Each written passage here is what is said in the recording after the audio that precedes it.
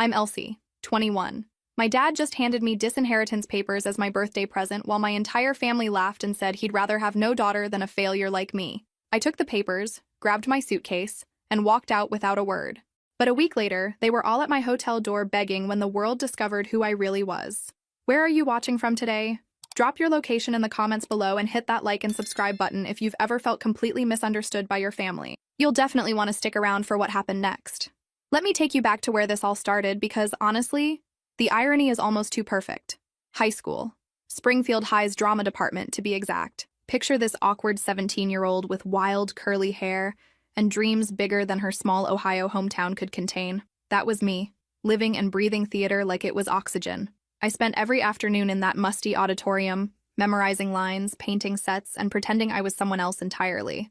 My parents would actually show up to my performances back then. Dad in his pressed khakis and polo shirt, Mom clutching her purse like someone might steal it in a high school auditorium.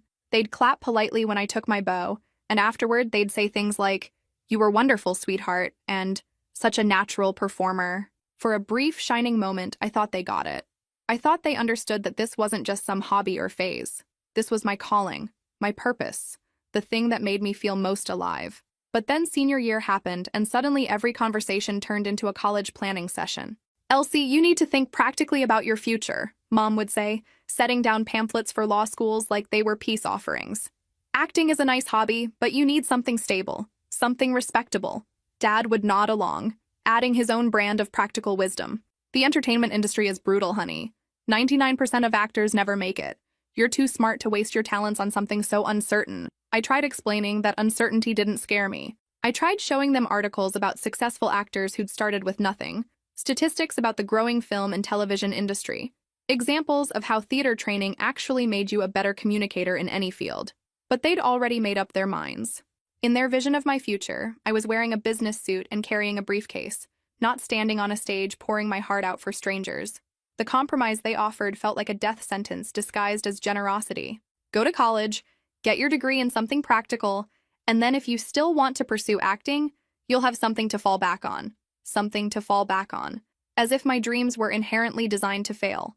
So there I was, 18 years old and filling out applications for pre-law programs, because it made my parents proud, because it seemed like the responsible thing to do, because I was too young and too scared to bet everything on myself. The acceptance letter from NYU arrived on a Tuesday. My parents celebrated like I'd just won the lottery. Mom called all her friends, Dad took me out for a congratulatory dinner, and everyone kept saying how proud they were of me for making such a mature decision. I smiled and nodded and played the part of the grateful daughter. But inside, I felt like I was attending my own funeral. The girl who wanted to be an actress was being buried alive under expectations and practical considerations and other people's definitions of success. Little did any of us know that this was just the beginning of the story. And trust me, the beginning was the easy part. New York University's law building looked exactly like what you'd expect from a place designed to crush dreams and replace them with billable hours. Imposing limestone facade, windows that seemed to judge you as you walked past, and students who all looked like they'd been bred specifically for corporate success. I lasted exactly 3 weeks before I started sneaking away to auditions. It wasn't planned, really. I was walking back from civil procedure class, feeling like my soul was slowly being extracted through my ears, when I saw a flyer on a coffee shop bulletin board. Casting call, new drama series seeks fresh faces. Something about it called to me like a lighthouse in a storm. Most of the other law students spent their free time studying or networking at mixers with names like Future Leaders in Corporate Law. I spent mine riding the subway to cramped offices in Midtown, waiting in lines with dozens of other hopefuls, and remembering what it felt like to actually want something. The auditions were terrible at first. I was rusty, nervous, still thinking like a pre-law student instead of an actress. I'd walk into these rooms with casting directors who could smell the doubt on me from across the table. But slowly, with each rejection, I started remembering who I used to be. I started booking small stuff first. Background work, one-line roles, the kind of parts where you're mostly furniture that occasionally speaks. My parents thought I was studying extra hard because I'd come home exhausted and covered in makeup that I'd forgotten to wash off. Theater appreciation class, I'd explain, which wasn't technically a lie. The real breakthrough came during my second semester. I'd gotten a callback for something called Riverside Heights, a teen drama that was being pitched as the next big thing. The casting director, a woman named Sandra, with sharp eyes and an even sharper tongue, kept bringing me back for different scenes. "You have something," she told me after the fourth callback. Raw, but definitely something. Can you come back tomorrow? I nodded so enthusiastically I probably looked like a bobblehead. What I didn't mention was that tomorrow was my constitutional law final exam. I called in sick, told Professor Williams I had food poisoning and needed to reschedule. Then I showed up to that final callback with everything I had, every ounce of talent and desperation and hope I'd been storing up since high school. 2 days later, Sandra called. Congratulations, Elsie. Welcome to Riverside Heights. You're our new Rebecca Morrison. Rebecca Morrison, the troubled but brilliant daughter of the town's most prominent family, whose secrets would drive half the show's storylines. A lead role. An actual, honest-to-God lead role on a show that networks were already fighting over. I hung up the phone and immediately burst into tears, right there in the middle of the NYU library. Happy tears, terrified tears. What the hell am I about to do, tears? Because I knew, even before I dialed my parents' number, that this would change everything, that there was no way to play both sides anymore. No way to keep pretending I was the dutiful law student while secretly building the acting career they'd forbidden me to want. The phone rang 3 times before Dad picked up. Hey, sweetheart. How are classes going? Dad, I said, my voice already shaking. I need to tell you something important. Have you ever experienced that moment when you know you're about to drop a bomb that will change everything? That's exactly where I was, standing in my tiny NYU dorm room, phone pressed to my ear, about to tell my parents that their worst nightmare had just come true. I got a part, Dad. Not just any part. The lead role in a television series that's being picked up by a major network. Silence. The kind of silence that stretches so long you start wondering if the call dropped. Finally, Dad's voice, carefully controlled. Elsie, we've talked about this. You're in school for law. This acting thing is a distraction. It's not a distraction anymore, Dad. It's my career. They want to sign me to a 3-year contract. We start filming in 2 weeks. 2 weeks? Mom's voice joined the conversation, sharp with panic. Elsie, you have finals. You have your whole second semester ahead of you.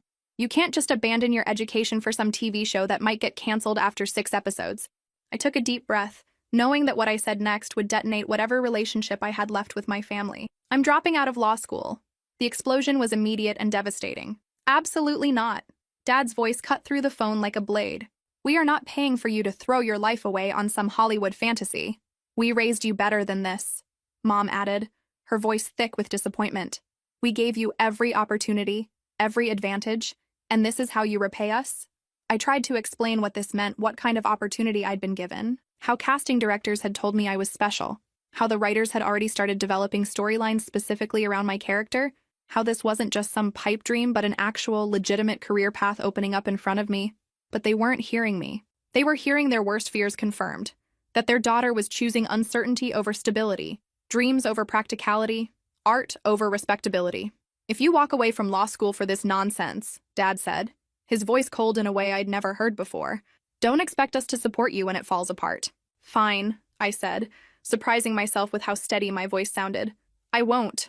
The conversation deteriorated from there, Mom crying about how they'd failed as parents, Dad lecturing about responsibility and mature decisions, me, standing my ground for the first time in my life, refusing to back down even as I felt my family slipping away from me. Elsie, Mom said finally, her voice hollow, if you do this, if you really throw away everything we've worked for, don't expect to come crying to us when reality hits. I won't, I repeated. We're serious, Dad added. You're making an adult decision, so you can live with adult consequences. Don't call us when you're broke and homeless and wondering why you gave up a promising legal career for something so frivolous. The line went dead. I sat on my narrow dorm bed, staring at my phone, waiting for them to call back and say they didn't mean it, that they supported me, that they were proud of me for taking such a big risk. The call never came. 2 days later, I withdrew from NYU. 3 days after that, I was on a plane to Vancouver, where Riverside Heights would film its first season. 8 months of 16-hour days, of learning lines and hitting marks, and becoming someone I'd never imagined I could be. The girl who left New York was scared and uncertain. The woman who would eventually come back was about to learn exactly what her family really thought of her dreams. You know what's funny about cutting all contact with someone? How loud the silence becomes. For the first few weeks of filming, I'd catch myself reaching for my phone to call my parents about everything. Great day on set. I wanted to share it. Tough scene that made me cry. I needed their support. Learning something new about the craft I loved. I craved their validation. But every time I'd start to dial their number, I'd remember Dad's voice. Don't call us when you're broke and homeless. So I didn't call. And more importantly, They didn't call me. Radio silence. Complete and absolute radio silence from the people who'd raised me, who'd supposedly loved me unconditionally, who'd taught me that family was the most important thing in the world. Turns out, family was only the most important thing as long as you did exactly what they wanted. The first month of filming was rough. Not because the work was hard, though it was, but because I was learning to exist without the safety net I'd taken for granted my entire life. No parents to vent to after a bad day, no family group chat full of encouragement and inside jokes, no one checking in to make sure I was eating enough or sleeping well. I was 21 years old and completely on my own for the first time, in a foreign country, doing the most challenging and exciting work of my life, and I had no one to share it with. Well, almost no one. The cast became a kind of makeshift family. Marcus, who played my on-screen brother, took me under his wing like a real big sibling. Sarah, our show's veteran actor, gave me master classes in technique between takes. Even the crew started looking out for me. The green kid from Ohio who clearly had no idea what she was doing but was trying her heart out anyway. "Your parents know what you're doing out here?" Marcus asked one day during lunch break. We were sitting outside our trailers enjoying the rare Vancouver sunshine. "They know," I said carefully. "They're just not thrilled about it." Marcus raised an eyebrow. "Not thrilled about their daughter landing a lead role on a network TV show? What did they want you to be, a brain surgeon? Lawyer, actually." He laughed, then stopped when he realized I wasn't laughing with him. "Wait, you're serious? They're upset about this?" I nodded, not trusting my voice to stay steady if I tried to explain the whole story. "That's insane," he said, shaking his head. "My mom tells everyone in our neighborhood that I'm on TV. She DVRs my old commercials. Your parents are missing out on being proud of something incredible." That was the thing that hurt most, actually. Not that they disagreed with my choice, but that they couldn't see what everyone else saw. That I was good at this, that I belonged here, that I was building something meaningful and beautiful with my life. The worst part was wondering if maybe they were right. Maybe I was delusional. Maybe I was throwing away something valuable for something worthless. Maybe their silence was just them waiting for me to come to my senses and apologize for being so foolish. Those doubts got louder during the harder days, when I couldn't remember my lines, or when a scene wasn't working, or when I felt like an imposter surrounded by real actors who actually knew what they were doing. But then something beautiful would happen. A scene would click perfectly, or I'd nail an emotional moment that had been giving me trouble, or a director would pull me aside to tell me how impressed they were with my growth, and I'd remember why I'd chosen this path in the first place. 8 months. That's how long I went without speaking to my family. 8 months of the most transformative, challenging, exciting period of my life, and they missed all of it. I told myself it didn't matter, that I was building a new life with new people who actually supported my dreams. But deep down, I kept hoping that when the show aired, when they saw what I'd accomplished, when the rest of the world recognized what I was doing, maybe they'd come around. Maybe they'd remember that they used to be proud of me. Maybe they'd want to be part of my life again. I was about to find out exactly how naive that hope was. Filming wrapped on a Tuesday in early November, 8 months after I'd last heard my parents' voices. As the crew packed up equipment and actors exchanged contact information and promises to stay in touch, I realized I was facing a problem I hadn't anticipated: what to do next. Most of the cast was heading back to Los Angeles to wait for news about a second season pickup. A few were going home to visit family before the show aired in January. Everyone had somewhere to go, people waiting for them, plans that made sense. I had a small apartment I'd been paying for but barely living in, and parents who'd made it crystal clear they didn't want to hear from me. "You coming to the wrap party tonight?" Sarah asked, slipping her arm through mine as we walked toward the parking lot. "Wouldn't miss it," I said, forcing brightness into my voice that I didn't feel. The wrap party was everything you'd expect from a group of 20-somethings who'd just spent 8 months working 18-hour days together. Loud music, cheap wine, and everyone talking over each other about their favorite moments from the season. For a few hours, I managed to forget about the growing anxiety in my chest about what came next. "So what's your plan?" Marcus asked during a quieter moment. We were standing on the hotel balcony, looking out over Vancouver's skyline. "Plan?" I laughed, but it came out hollow. "That's optimistic. I'm thinking I'll head back to my apartment, wait for the show to air, and see what happens next." "What about Christmas? You going home?" The question hit me like a physical blow. Home. Where exactly was home when your family had essentially disowned you for pursuing your dreams? "Maybe," I said vaguely, still figuring that out. But as the weeks passed and December approached, the idea started taking root in my mind. What if I did go home? What if I showed up for Christmas and tried to bridge the gap that had grown between us? What if 8 months had been enough time for them to miss me, to regret the harsh words, to realize that family should support each other even when they disagreed? The more I thought about it, the more it made sense. I'd be going home as a success, not a failure. I had a television show about to air, a career that was actually taking off, proof that my dreams weren't as foolish as they'd claimed. Maybe this was exactly what we needed to heal the rift between us. I started making plans without really admitting to myself that's what I was doing. Booked a flight to Ohio for December 20th, my birthday. Researched hotels near my parents' house, just in case things were still tense and I needed somewhere to stay. Even started shopping for Christmas presents, imagining their faces when they saw how well I was doing. "You sure about this?" Marcus asked when I told him my plan. We were having lunch in LA, where I'd been staying temporarily while figuring out my next move. "It's Christmas," I said, trying to sound more confident than I felt. "Family is supposed to be together at Christmas. Family is supposed to support each other's dreams too," he pointed out gently. "But yours kicked you to the curb when you needed them most." I knew he was right.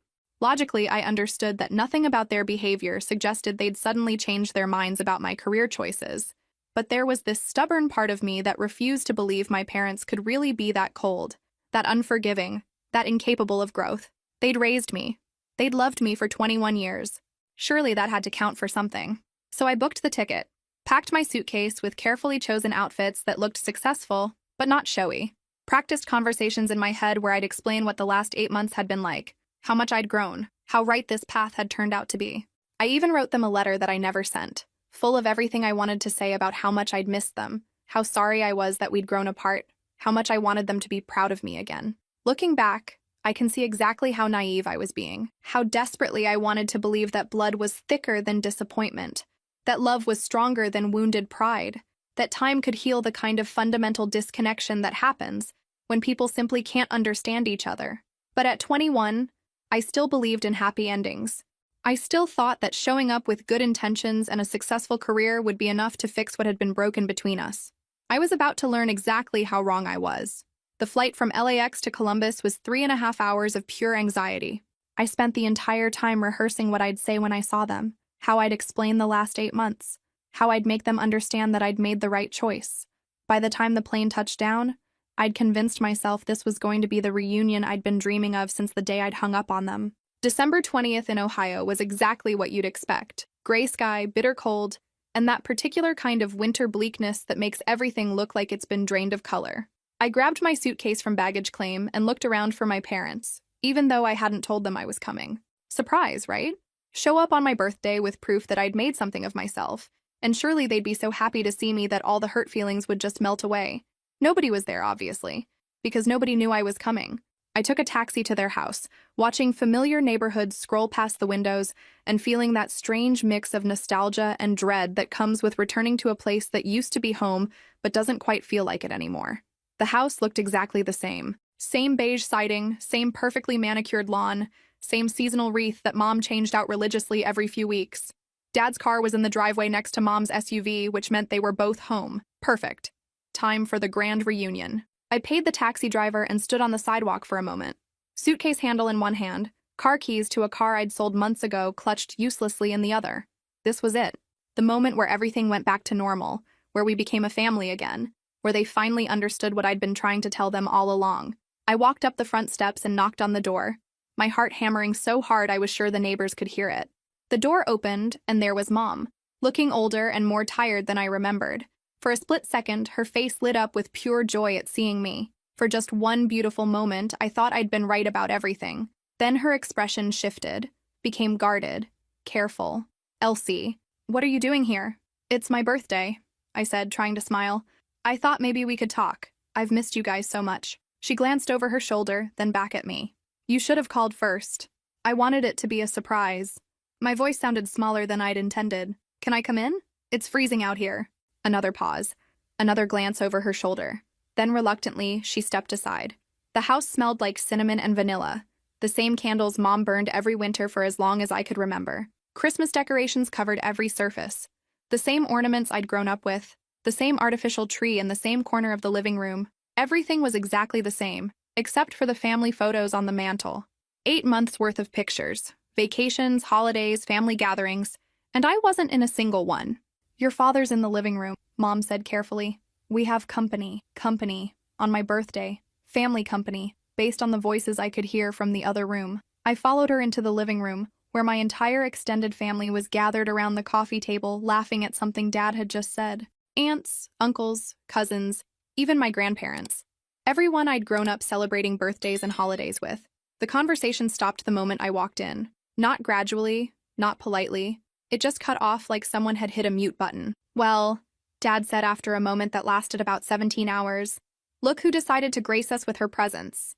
The tone was wrong. Everything about this was wrong. Where was the joy at seeing me? Where were the questions about how I'd been, what I'd been doing, whether I was happy and healthy and safe? Where was the love that was supposed to exist regardless of our disagreements? "Hi, Dad," I said, setting my suitcase down by the door. "I missed you too." Standing in that living room, surrounded by my entire family but feeling more alone than I'd felt in 8 months of actual solitude, I finally understood what people meant when they talked about the temperature of a room dropping. Literally, everyone was staring at me. Not with curiosity or joy or even anger, with something much worse. Disappointment mixed with pity, like I was a cautionary tale walking into their comfortable, predictable gathering. "How long are you staying?" Mom asked, and the question sounded more like she was calculating how much inconvenience I'd caused than actual interest in spending time with me. "I have a return flight on January 2nd, I said, still hoping someone would say they were glad to see me. "January 2nd? Aunt Linda's voice carried that particular tone women use when they want to sound concerned but are actually just being nosy. "That's quite a long visit. Are you between jobs?" Between jobs. Like what I'd been doing was temporary employment at a grocery store, not the career-defining opportunity I'd been working toward my entire adult life. "Actually, I just finished filming the first season of a television show," I said, trying to inject some pride into my voice. "It's going to air next month." The silence that followed was somehow even worse than before. Finally, my cousin Tom spoke up. "Oh, one of those reality shows?" "No, it's a drama series. I play one of the lead characters." I looked around the room, hoping to see even a flicker of interest or pride. "It's called Riverside Heights. It's going to be on Tuesday nights." "Huh," said Uncle Bob, the family's self-appointed expert on everything. "Never heard of it." Of course he'd never heard of it. It hadn't aired yet. But pointing that out would only make me sound defensive, so I just smiled and nodded.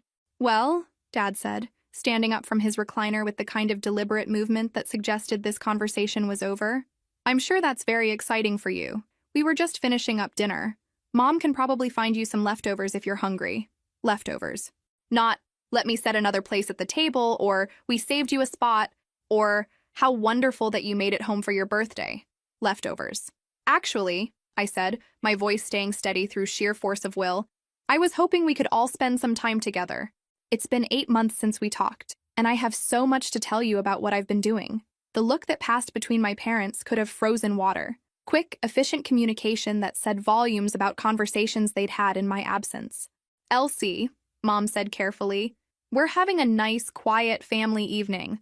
Maybe tomorrow would be better for catching up." Family evening. I was their daughter, their flesh and blood, and somehow I wasn't included in family.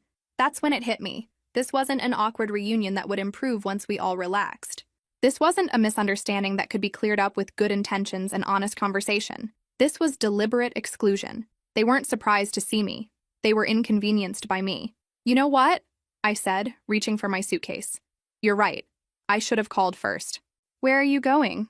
Mom asked, but not like she was worried about me, like she was worried about how it would look to the rest of the family if their daughter left immediately after arriving. "There's a hotel downtown. I'll stay there and give you some space to enjoy your family evening." I made it to the front door before Dad spoke up. "Elsie." I turned around, hopeful despite everything that maybe he was going to say something kind, something that acknowledged how much courage it had taken for me to come home. "Happy birthday," he said. But the words were flat, perfunctory, like he was checking an obligation off a list. I drove away in the taxi that was still waiting, because somewhere in my subconscious I must have known this was how things would go, and watched my childhood home disappear behind me. The house where I'd grown up, where I'd felt safe and loved and valued, was now just another building full of people who didn't want me there. The hotel room was small and generic and absolutely perfect for what I needed, which was a place to fall apart in private before I figured out what to do next. Tomorrow was my birthday, 22 years old, and I'd finally learned exactly where I stood with the people who were supposed to love me unconditionally. It wasn't where I'd hoped to be. The next morning, I woke up to 17 missed calls from my mom and a text that just said, "Come to the house. We need to talk." Honestly, after yesterday's welcome, I almost didn't go. But there was still this stubborn part of me that hoped maybe they'd realized how cold they'd been. Maybe they wanted to apologize and start over. I should have trusted my first instinct and stayed at the hotel. When I arrived at the house, that same taxi driver who was probably wondering about my life choices by now, I could hear voices from the living room before I even rang the doorbell. The same extended family from yesterday, plus a few additional voices I couldn't identify. Mom answered the door immediately, like she'd been watching for me. "Thank goodness you came. Everyone's here." "Everyone's here." For what, exactly? I followed her into the living room where the scene from yesterday had somehow gotten even more awkward. More family members, more serious faces, more of that particular energy that happens when a group of people have been talking about you and suddenly you walk into the room. "Sit down, sweetheart," Dad said, gesturing to the single empty chair in the center of the room, like I was about to be interviewed for a job I definitely wasn't going to get. I remained standing. Something about the setup felt wrong, too formal, too much like an intervention. "Is everything okay?" I asked, looking around at faces that ranged from uncomfortable to downright hostile. "We need to discuss your situation," Dad said. The word situation came out like he was talking about a problem that needed to be solved. "My situation?" Uncle Bob cleared his throat. "Elsie, we're all concerned about the path you've chosen. This acting thing isn't sustainable, and it's time you faced reality." Acting thing. 8 months of the hardest, most fulfilling work of my life, reduced to a thing. "We've been talking," Mom added, "and we think it would be best if you came home, re-enrolled in law school, and put this Hollywood phase behind you." Hollywood phase? Like my career was equivalent to a teenager dyeing their hair blue or getting a questionable tattoo. "I appreciate your concern," I said carefully, "but I'm not changing my mind. This isn't a phase. It's my life." The temperature in the room dropped another few degrees. "In that case," Dad said, reaching for an envelope on the coffee table, "we have something for you." He stood up, walked over to where I was still standing by the entrance to the room, and handed me the envelope with a formality that felt more like a business transaction than a family moment. "What is this?" I asked, though something deep in my stomach already knew I didn't want to find out. "Open it," he said simply. My hands were shaking as I tore open the envelope. Inside were several official-looking documents with law firm letterheads and my name at the top. It took me a moment to understand what I was reading, to process the legal language into something that made sense. Disinheritance papers. Formal, legal, notarized disinheritance papers. "Consider it a birthday present," Dad said, and I swear I could hear the satisfaction in his voice. The room erupted in laughter. Not uncomfortable chuckles or nervous titters, but actual laughter. My aunt was practically giggling, my cousins were smirking, and my uncle was shaking his head like this was the funniest thing he'd seen all year. And my father, the man who had taught me to ride a bike and helped me with my homework and told me I could be anything I wanted to be, looked me straight in the eye and said, "I'd rather have no daughter than have a failure like you." The words hit me like a physical blow. Not just the cruelty of them, but the finality. There was no anger in his voice, no heat that might cool down later. Just cold, calculated dismissal. I looked around the room at these people who shared my DNA, who had been at every birthday party and Christmas morning of my childhood, who were now laughing at my humiliation like it was entertainment. And something inside me just broke. Not in a dramatic sobbing way, but more like a door slamming shut on a part of my life that was now officially over. I folded the papers carefully, slipped them back into the envelope, and picked up my suitcase. Nobody moved to stop me. Nobody tried to take it back or say they didn't mean it. I walked to the front door, opened it, and stepped outside into the December cold. Behind me, the laughter continued. I got into the taxi, gave the driver the hotel address, and we pulled away from the house where I'd grown up. I didn't look back. There was nothing left, Tosi. The hotel room became my entire world for the next week. Room 237 at the Holiday Inn downtown Springfield. Not exactly the glamorous post-filming retreat I'd imagined when I booked my return flight, but it was mine, and nobody there was laughing at my life choices. I spread those disinheritance papers out on the small desk and read them over and over, like maybe the words would change if I studied them hard enough. But no, there it was in black and white legal language. Elsie Margaret Thompson was no longer considered a child of Robert and Margaret Thompson, effective immediately. No inheritance, no family connection, no safety net of any kind. 22 years old, officially orphaned by choice rather than tragedy. You know what's weird about being completely alone for the first time in your life? How quiet everything becomes. Not just the absence of phone calls or text messages, but the absence of the background noise of belonging somewhere. No family group chat buzzing with inside jokes. No casual check-ins. No one wondering where you are or whether you've eaten today. Just you. a hotel room, and the sudden understanding that the people who were supposed to love you unconditionally actually loved you very, very conditionally. I spent the first 2 days just processing what had happened, playing it back like a movie, trying to figure out where I'd miscalculated, where I'd misread the situation so completely. Had they always been this cruel, and I'd just been too naive to see it? Or had my choice to pursue acting really changed them into people I didn't recognize? The answer, I was starting to realize, probably didn't matter. The result was the same either way. On the third day, I forced myself to leave the hotel room. Springfield in December isn't exactly a tourist destination, but it was still the town where I'd grown up. I drove around, rented a car because apparently I was an adult now, and adults solve their own transportation problems, looking at all the places that used to mean something to me. The high school where I'd discovered acting. The coffee shop where I'd spent hours memorizing lines for auditions my parents thought were a waste of time. The library where I'd researched colleges, back when I thought making my parents proud was the most important thing in the world. Everything looked smaller than I remembered. Not physically smaller, but less significant somehow. Like returning to a childhood home and realizing it was just a building, not the magical place that lived in your memories. I ran into Mrs. Patterson at the grocery store. She'd been my favorite teacher in high school, the one who'd encouraged me to audition for the lead in our senior play. "Elsie," she said, lighting up when she saw me. "I heard you were working in television now. How exciting!" For a moment, I wondered how she'd heard. Then I realized, small town, proud teacher, probably bragging about her former student to anyone who would listen. "Thank you," I said. "It's been incredible." "Your parents must be so proud," she continued, and I felt my smile falter. "Yeah," I managed. "They're very proud." She chatted for a few more minutes about the show and how she couldn't wait to watch it, and I found myself almost crying right there in the cereal aisle. Not because of what my family had done to me, but because this woman who barely knew me was more excited about my success than the people who had raised me. That night, I called Marcus. "How's the family reunion going?" he asked, and I could hear party noise in the background. He was probably at some industry event in LA, surrounded by people who understood that acting was a real job that real people could succeed at. "It's going great," I lied. "Everyone's really supportive." Even as I said it, I knew he didn't believe me, but he was kind enough to pretend he did.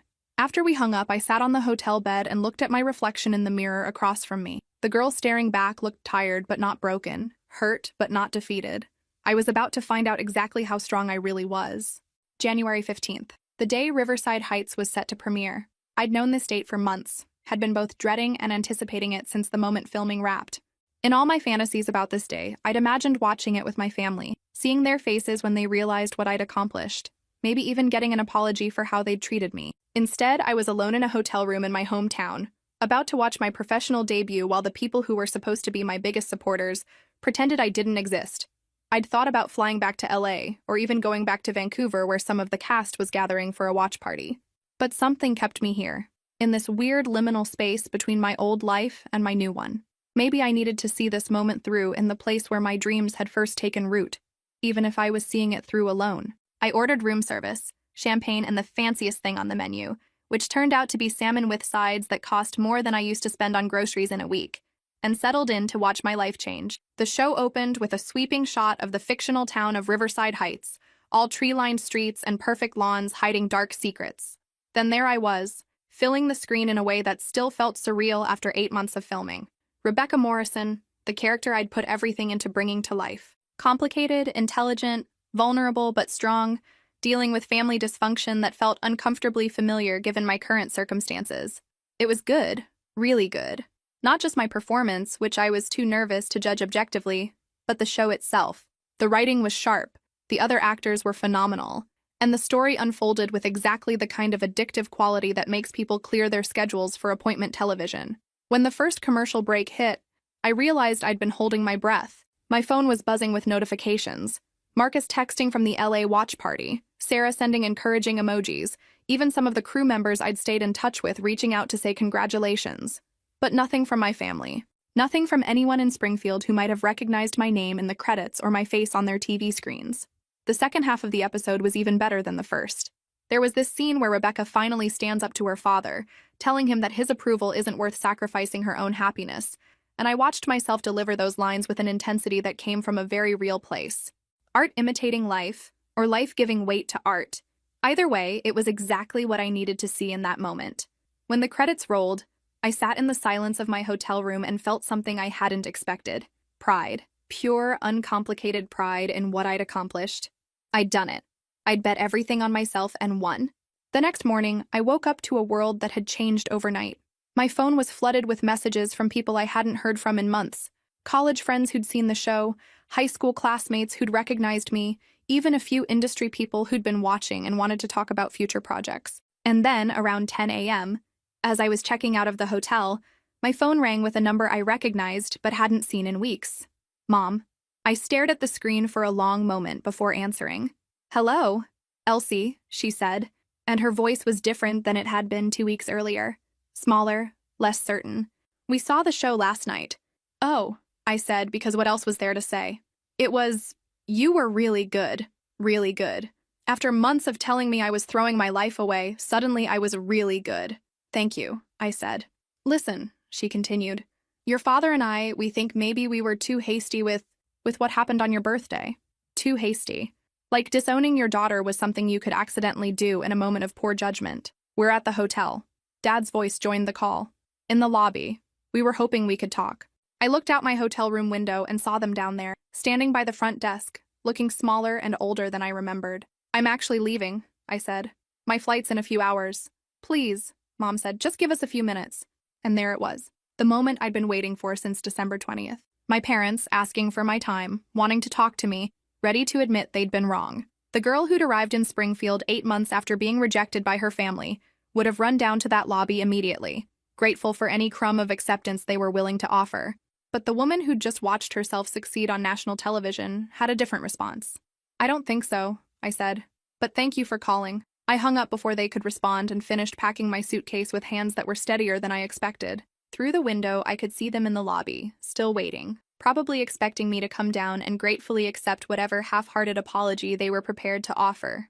Instead, I called for a taxi. The ride to the airport was peaceful in a way I hadn't experienced since arriving in Ohio. No anxiety about what my family thought of me, no hope that this time would be different, no desperate need for their approval. Just me, my suitcase, and the absolute certainty that I was done trying to force people to love me on my own terms. My phone kept buzzing with calls from the same number. I turned it off. The flight back to LA felt different than any travel I'd done before.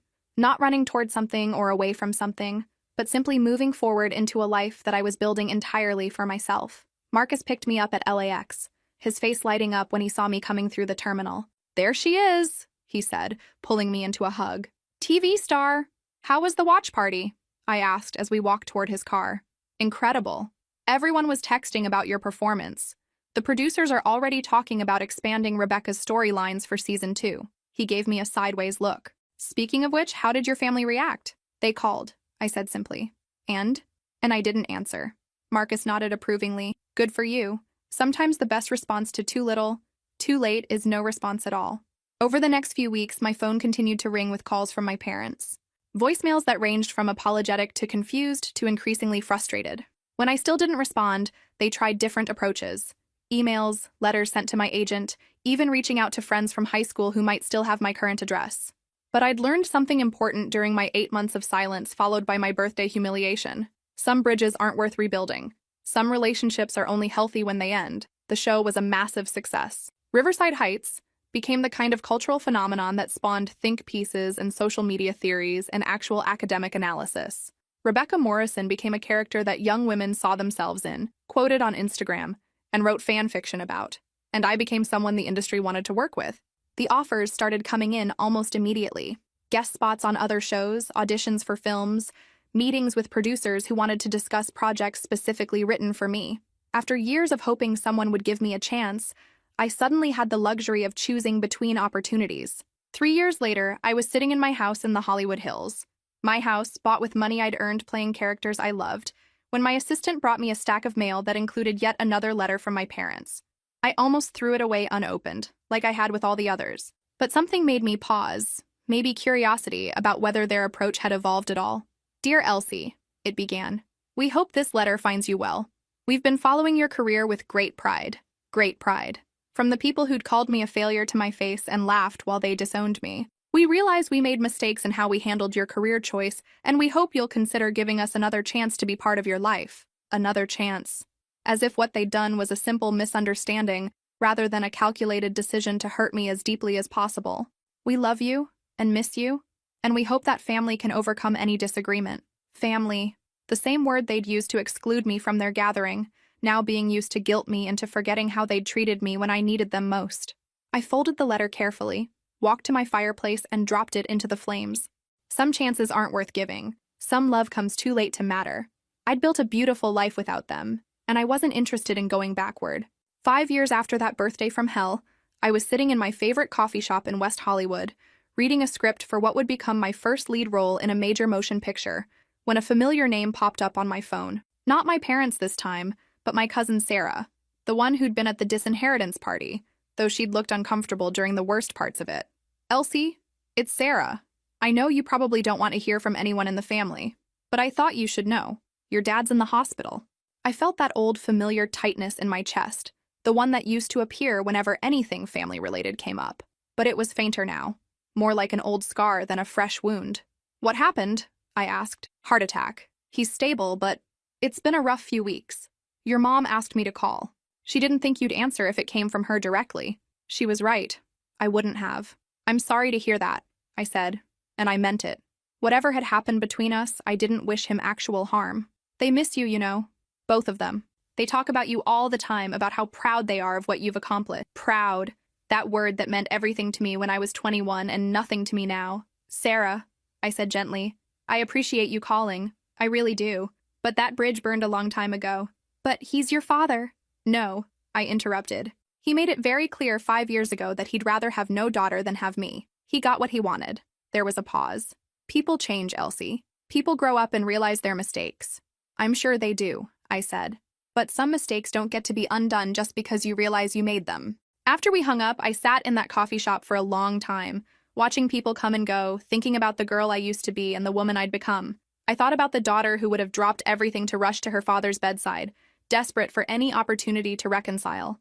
I thought about the version of this story where I would have gone back to Ohio, where we would have had some tearful reunion, where family love would have conquered all our differences. I thought about forgiveness and second chances, and all the beautiful narratives people tell themselves about family healing. And then I ordered another coffee and went back to reading my script. Some stories don't end with reconciliation. Some wounds don't heal just because time passes. Some relationships are healthiest when they exist only in the past tense. I'd grieved the family I thought I had and built a new life with people who supported my dreams from the beginning. I had Marcus, who'd become more of a brother than any blood relative ever was. I had Sarah from the show, who called me on my birthday every year to remind me how far I'd come. I had an entire chosen family of friends and colleagues who celebrated my successes and supported me through my struggles. I had love, real love, the kind that doesn't come with conditions or ultimatums or demands that I be someone other than who I am. And I had myself, the girl who'd been brave enough to bet everything on her dreams and wise enough to walk away from people who couldn't see her worth. 6 months later, I won my first Emmy. As I stood on that stage, holding the award and looking out at an audience full of people who understood what it meant to make art for a living, I felt a deep sense of completeness. In my acceptance speech, I thanked my castmates, my directors, my agent, and the fans who'd made Rebecca Morrison feel like a real person, rather than just a character. I didn't thank my family. I didn't send a message of forgiveness or reconciliation to people watching back in Springfield. Instead, I thanked the young dreamers who might be watching, who might be facing pressure to give up on their aspirations, who might need to hear that sometimes the people closest to you are the least qualified to judge your potential. "Trust yourself," I said into that microphone, speaking directly to the girl I used to be. "Your dreams are valid, your talent is real, and you don't need anyone's permission to become who you're meant to be." The applause was thunderous, but the real victory was the peace I felt saying those words. If this story resonated with you, make sure to like and subscribe for more stories about finding the courage to choose yourself even when it costs you everything you thought you wanted. Sometimes the family that matters most is the one you build for yourself. I'm Elsie, 27, Emmy winner, and the daughter who learned that love without respect isn't love at all. And I've never been happier to be wrong about happy endings.